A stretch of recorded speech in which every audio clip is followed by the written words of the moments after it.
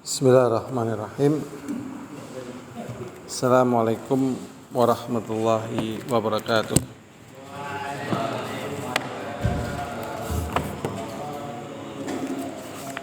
Alhamdulillah alladzi bi ni'matihi tatimmus shalihat.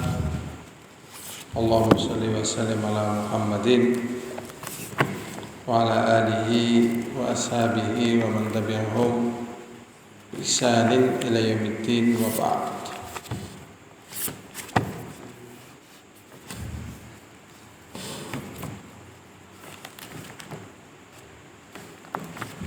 Kita lanjutkan hadisnya yang kemarin. Sahabat Sukirman baca man yang keras.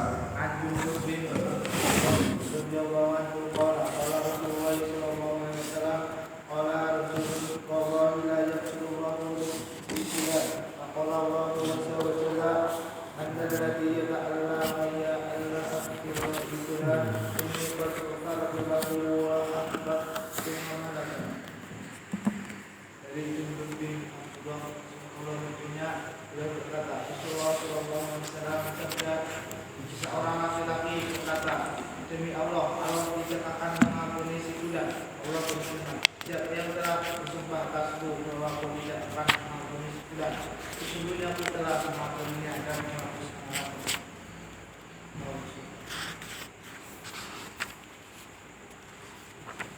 Bab keberapa itu teman?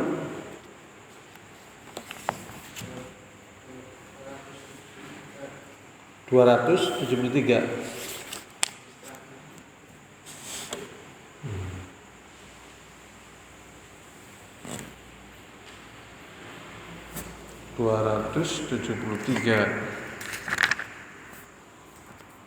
Oh ya betul. Jadi pada bab ke-273 hadis Jundub bin Abdullah, semoga Allah meridainya, Rasulullah SAW mengatakan, ada seseorang ini Rasulullah yang mengisahkan satu kejadian. Ada seseorang mengatakan, demi Allah, Allah tidak akan mengampuni si fulan. Kemudian Allah SWT menjawab omongan tersebut, siapa yang berani lancang mendahului aku. Diartikan di sini yahlifu alaihi subhanahu. Man dzalladzi yata'alla alayya, barang siapa yang berani bersumpah atas namaku, ala aghfira li fulan, bahasanya aku tidak akan mengampuni fulan. Jadi Allah di sini murka, namanya buat bersumpah pada perkara yang Allah berlepas diri dari sumpahnya. Jadi Allah Maha Pengampun, Penyayang. Nah ini kok ada orang bersumpah bahasanya Allah tidak akan mengampuni. Artinya Allah murka sama orang ini. Jadi siapa yang berani bersumpah atas namaku, aku tidak akan mengampuni fulan. Kemudian Allah mengatakan, fa inni qad ghafartu lahu, dan sungguh aku telah mengampuni dosanya. Wa ahbattu amalaka, dan aku telah merontokkan, menjatuhkan amalanmu dengan sebab dosa tersebut. Jadi hati-hati sekali ya, jangan sampai ngomong seperti itu. Berarti kalau orang belum meninggal dunia jangan sampai ngomong kayak gitu. Paling banter dikhawatirkan gitu loh.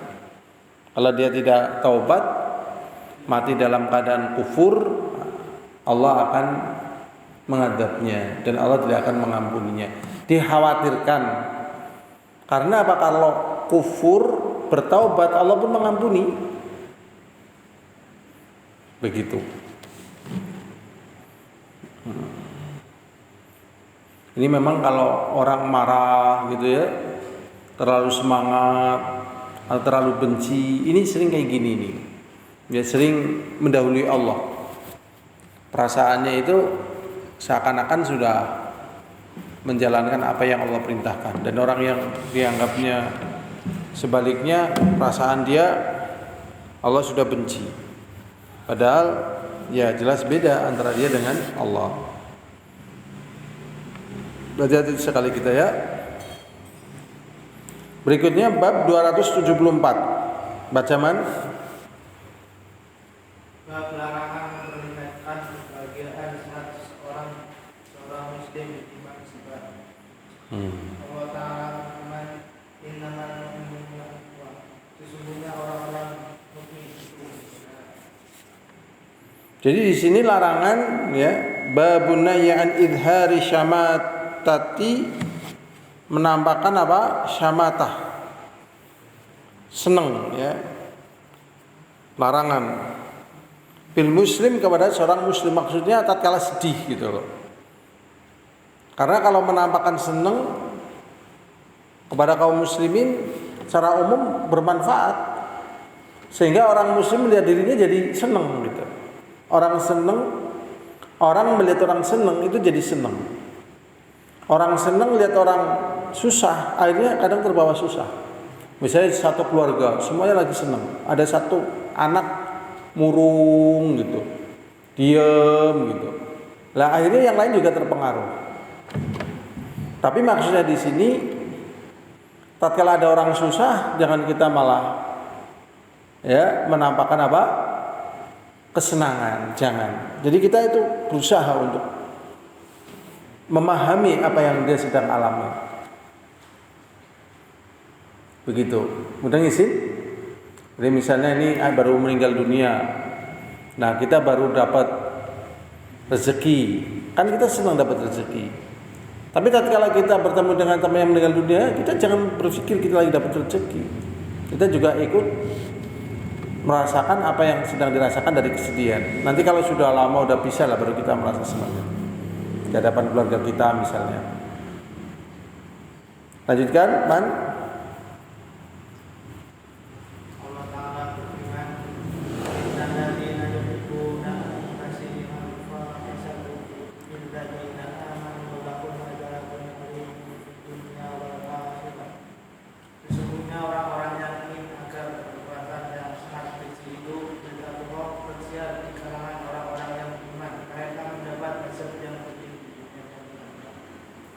Nah, ini contohnya tadi dalil umumnya innamal mu'minuna ikhwah. Sesungguhnya kaum mukmin itu bersaudara. Kemudian dalil yang lebih buat contoh lagi ya. Ini peristiwanya Aisyah radhiyallahu taala anha dan keluarga Rasulullah dan keluarga Abu Bakar lagi sedih. Lagi sedih karena ada fitnah. Kalau Aisyah itu dituduh melakukan perbuatan keji, perbuatan dosa, maksiat. Karena seluruh pasukan sudah pulang, Aisyah radhiyallahu anha belum pulang, dan tatkala pulang ternyata bersama laki-laki lain. Nah, diberitakan sudah melakukan hal-hal yang haram. Tatkala melihat berita-berita semacam ini, Rasulullah lagi sedih, Aisyah lagi sedih, Abu Bakar lagi sedih, itu jangan ikut-ikut nyebar gitu loh. Ditahan.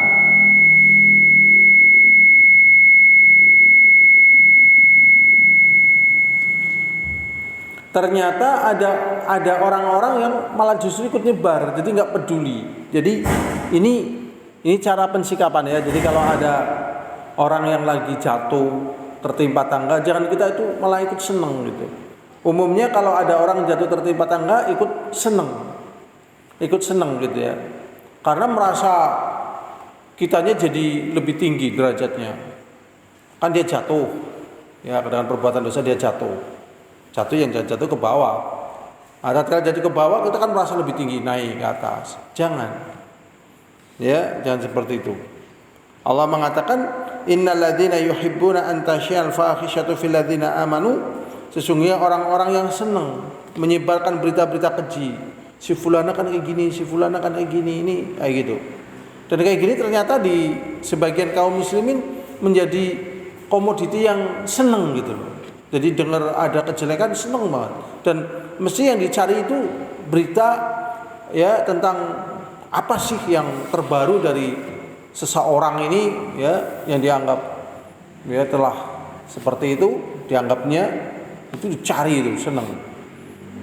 Nah ini seperti ini diingkari oleh Allah, nggak boleh. Ya, orang-orang yang demikian ini yang senang kayak gitu, di kalangan kaum mukmin lahum adzabun alim, bagi mereka azab yang pedih. Ya, karena merusak Islam, merusak ukhuwah dan merusak banyak hal. Ya, makanya kita hati-hati sekali ngadepin dalam kehidupan kita yang sebagaimana kita ketahui, kita harus pandai menghindar sehingga kita selamat.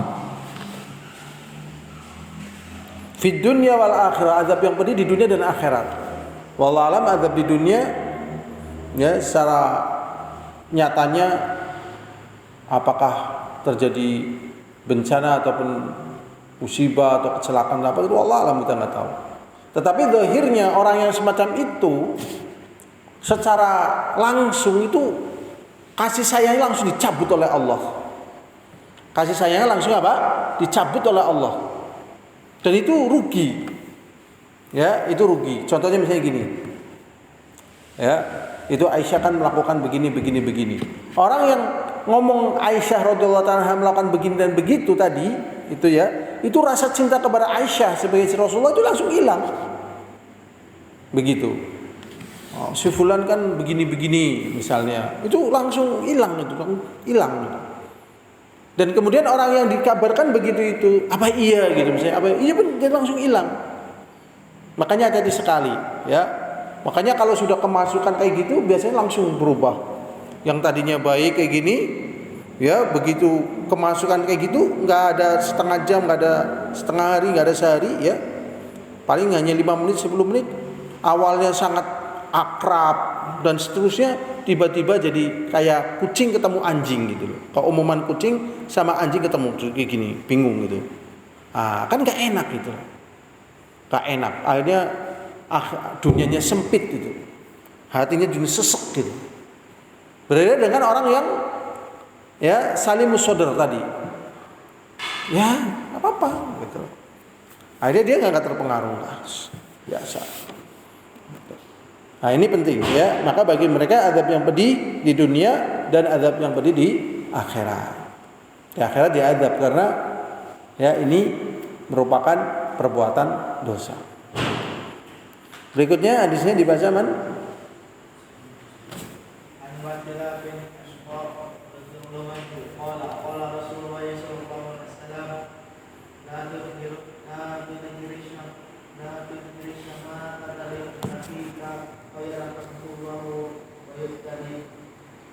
Terjemahkan.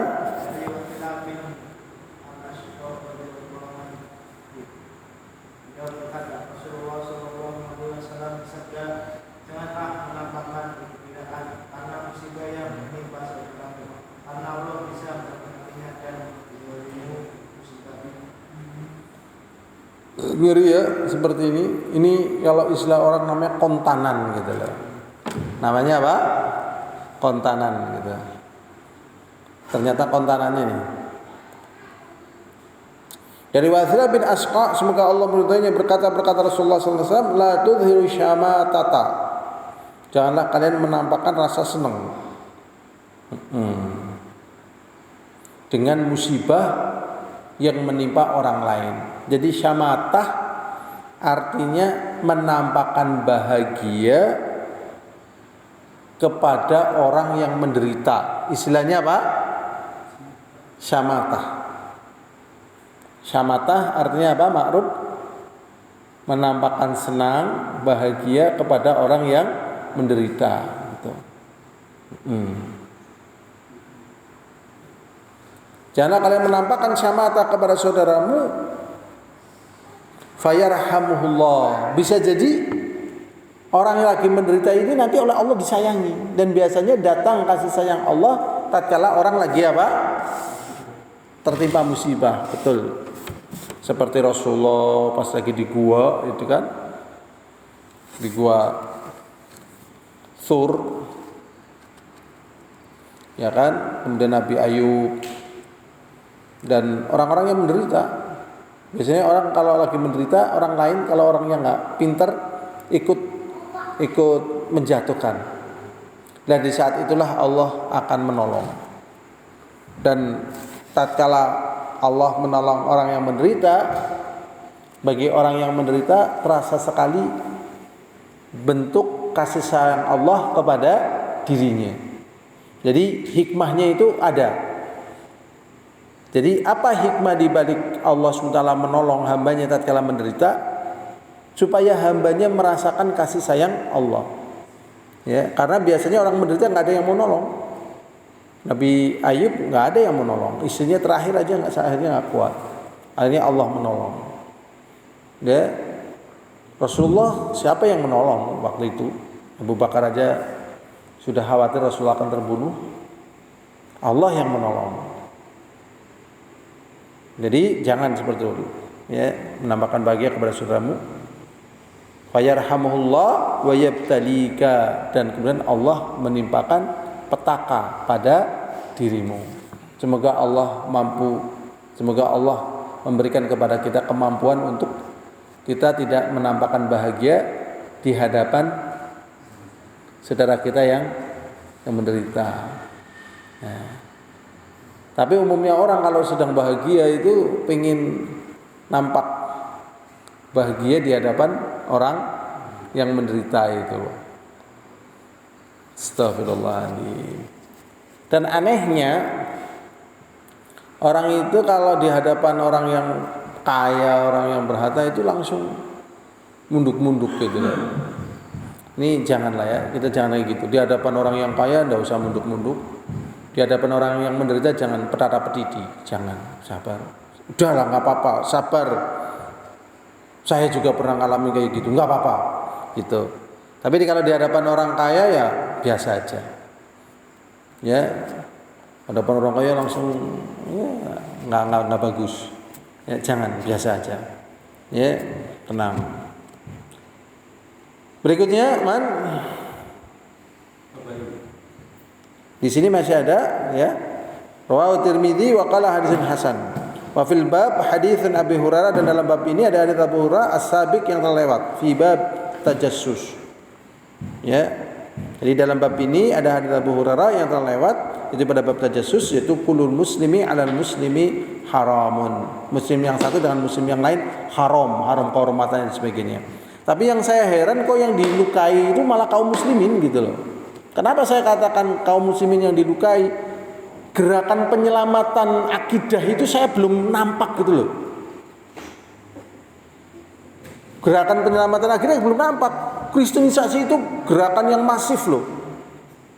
Gerakan yang masif. Saya belum lihat itu. Gerakan penyelamatan akidah itu saya belum lihat. Wallah, saya belum lihat. Makanya saya datang tatkala di Masjid Nabawi sama Syekh Profesor Dr. Soleh Suhaimi, ternyata kibar ulama beliau. Saya tanyakan tentang kristenisasi yang ada di negeri kita ini. Saya minta petunjuk bagaimana caranya Syekh gitu.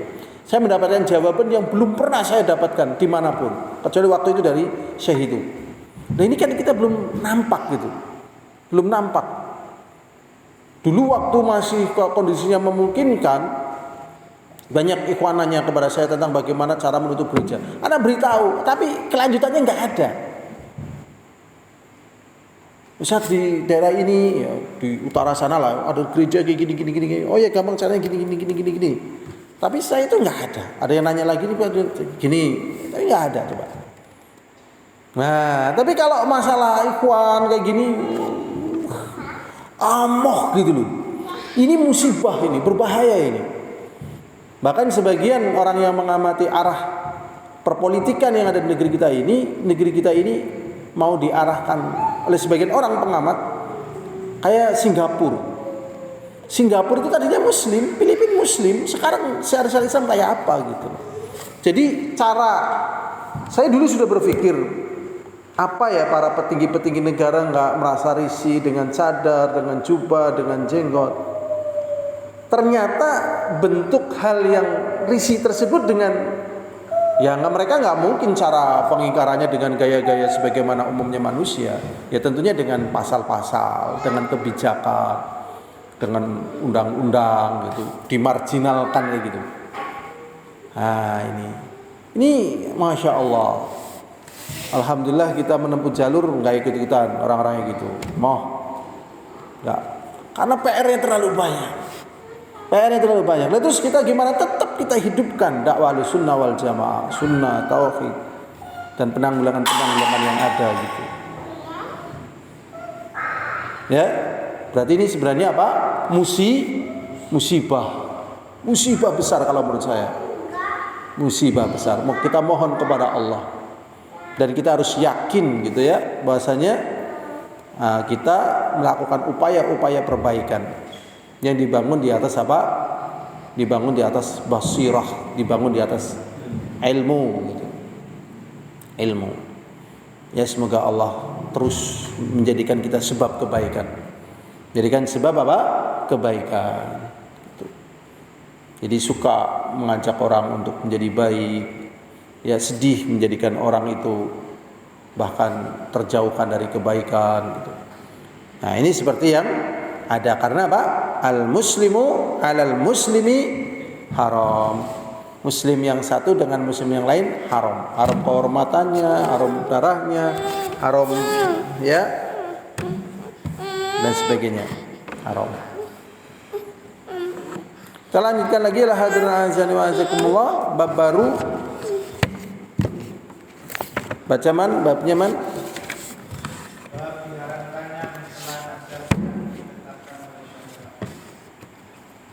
Bab larangan mencela nasab yang ditetapkan oleh syariat. Kenapa sayang? Ki lagi ngaji loh. Kapura isin kayak. Mas Tony tak suka kalau Mas Tony. Mas Tony. Mas Tony belajar sama Mas Tony. Bab haramnya ya nasab. Bab tahrim ta'an. Bab haramnya mencela ta'an, al-ansab, nasab-nasab, ats-tsabitah yang betul-betul tsabitah fi zahir syara', secara zahirnya syarat. Kenapa sih sayang?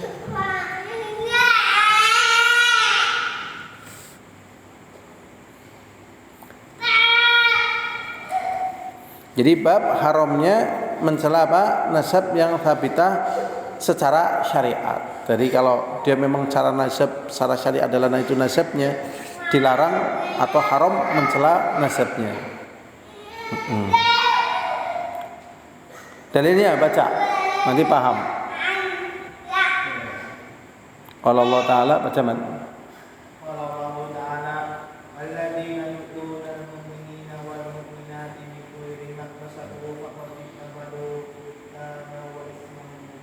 Dan orang-orang yang menyakiti orang-orang mukmin laki-laki dan perempuan tanpa ada kesalahan yang mereka perbuat, maka sesungguhnya mereka adalah memikul kebohongan dan kesyirikan. Jadi Allah SWT berfirman, walladzina yu'dzunal mu'minin, dan orang-orang yang menyakiti kaum mukminin, wal mu'minat dan mukminat, bighairi maktasabu, yang dia tidak lakukan. Seperti misalnya orang Irian Jaya itu kan hitam-hitam. Ya, tatkala misalnya ada orang yang mencela dia, itu haram ini. Orang Irian Jaya keturunan orang hitam. Nah, itu enggak boleh. Orang Indonesia keturunan orang Hindu misalnya. Tatkala di Yaman, orang-orang Yaman bilang ke kita kayak gitu. Orang Indonesia keturunan orang Hindu. Ya kita kan enggak ada yang tahu kita lahir di Indonesia, ya kan? Nah, kalau kayak gitu menyakiti hati, apakah itu termasuk dari perbuatan kita? Kita jadi orang Indonesia?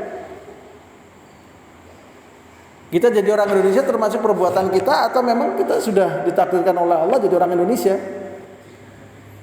Pernahkah kita berbuat, ya Allah, saya Indonesia saja gitu? Pernahkah? Tidak. Kita sudah terlahir sebagai orang Indonesia. Kalau ditanya, orang Indonesia, keturunannya orang Hindu, gimana? Menyakiti nggak? Ya kan nggak boleh. Makanya dilarang mencela apa? Nasab, jangan. Ya. Orang Yahudi keturunannya monyet misalnya. Ya nggak boleh lah. Yahudi keturunannya monyet atau bukan keturunannya monyet? Bukan. Wajalahum kirdata wal khonaziro wa abadat tauhid, dan mereka dijadikan oleh Allah sebagai ya khonazir, sebagai babi-babi, wa kirdata dan monyet-monyet, wa abadat tauhid dan menyembah tauhid. Maksudnya waktu itu. Jadi waktu itu ya mereka yang bangkang itu oleh Allah dilaknat jadi kera-kera dan babi-babi. Tapi setelah itu nggak ada keturunan berikutnya, udah berhenti sudah. Adapun orang-orang Yahudi yang sekarang ini muncul bukan keturunan ketek dan babi, keturunan manusia. Jadi kalau mengatakan, orang Yahudi keturunan ketek dan babi gitu loh, ya nggak boleh. Tetapi tentunya hukumnya beda apabila terhadap kaum mukminin. Tetapi kepada orang Yahudi mana seperti itu nggak boleh secara hukum syariat. Ya keturunan Bani Adam. Ya kalau sama kaum mukminin ini dosanya besar. Makanya kalau ada orang misalnya keturunan penjahat misalnya ya, enggak usah dibilang apa-apa. Keturunannya gembong ya, jangan, enggak usah. Udah selesai. Enggak boleh, ya, enggak boleh. Udah jangan diungkit-ungkit. Ya, jangan diungkit-ungkit. Karena apa? Yang penting itu menyakitkan. Dan itu kan enggak ada hubungannya dengan orang itu kan. Maka dikatakan bi ghairi maktasabu. Berikutnya hadisnya dibaca.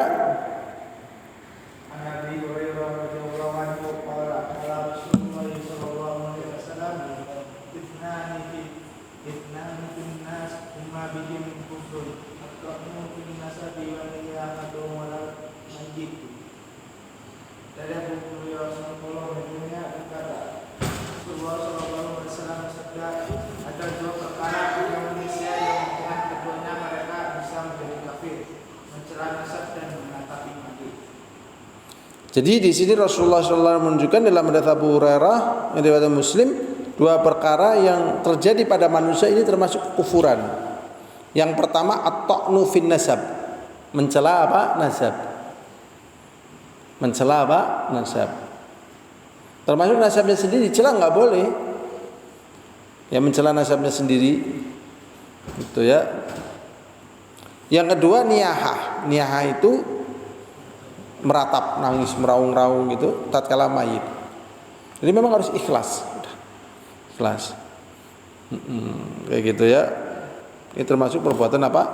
Kekufuran kepada Allah. Jadi yang dibahas ini adalah mencela nasab. Berikutnya bab baru, baca lagi. Sukirman. Bab larangan berbuat curang dan menipu. Ghish artinya apa? Curang. Khida artinya apa? Ya nipu. Ghish itu curang. Khida menipu. Terus Allah Ta'ala alladzi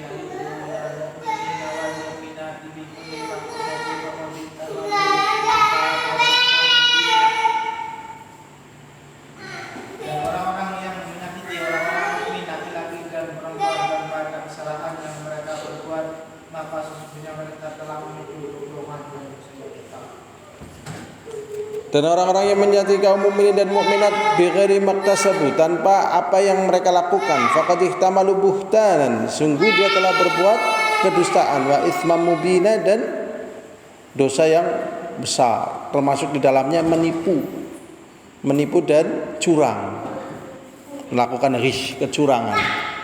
Berarti kecurangan dan menipu ini termasuk apa? Menyakiti, ya kan? Ya, dosa besar. Menyakiti, ya, makanya nggak boleh nipu, ya, nipu.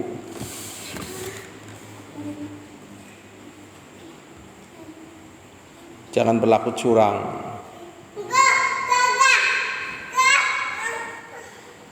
Berikutnya mana hadisnya man? An-Nabi radhiyallahu anhu